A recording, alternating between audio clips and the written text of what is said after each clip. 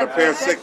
I may have been one of the key architects That's a very good hat. of many of the things that have created a challenge for my successors. No, wait. Let me do it. I got a chance to meet that architect. Roll it out there and let us see what you do. Roll it out. The man who helped draw the blueprints for 21st century California government. Try one more.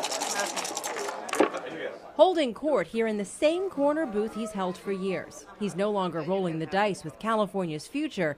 He's doing this for fun. Where even belly dancers don't distract from a good game. You're daring me not to pour. The man who was once one of the most powerful people in the state is making some powerful statements about the unforeseen consequences of his political decisions. In the world of politics, we don't even think in those terms. We usually think very short range. How can they be helpful in getting us reelected? Period. Bold admissions from a man with a deep history in California. It's been 15 years since Willie Brown left the State House. In that time, the state saw unprecedented growth in California's business and in housing. I had actually participated in moving legislation to reduce the retirement age for teachers. And I did it with great pride, and I carried it in my resume as one of my great achievements.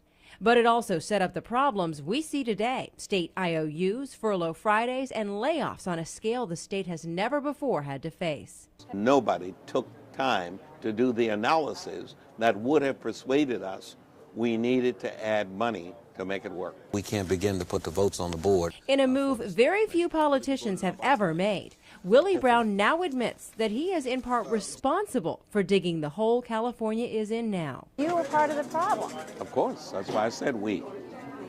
That's exactly why I said we. As a matter of fact, I may have been one of the key architects of many of the things that have created a challenge for my successors. Before Brown's time, state jobs were almost entry-level, almost blue-collar. Now, workers are protected civil servants with the same benefits as the private sector, but they weren't required to pay for a more secure future. None of those things are applicable in the private sector. And so when we said, we're going to start making you comparable, we didn't move at all. So it was half done. Less than half. Less than half. It's something Brown now believes was short-sighted, even self-serving. And Willie benefited, having a 15-year run as Speaker and a full political career. Still, he does not believe politicians deserve all the blame. He puts some of the blame on us. The public is equally guilty. We all are guilty of being incredibly generous, literally to a fault, with retirees. Speaker Willie Brown said he'd run out of compromises. I've shut down. I've shut the House down. I've done all the moving I can think of to date. I may think of something else tomorrow.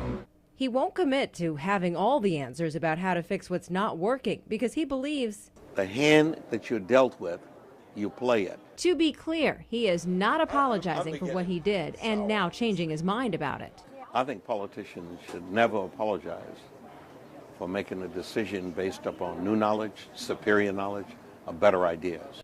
But he admits he now has serious second thoughts, even though he now rolls the dice in the corner booth instead of in the State House. What action do you most regret during those 40 years that you served? Not being as attentive to the long-range implications of some of the policies that I advocated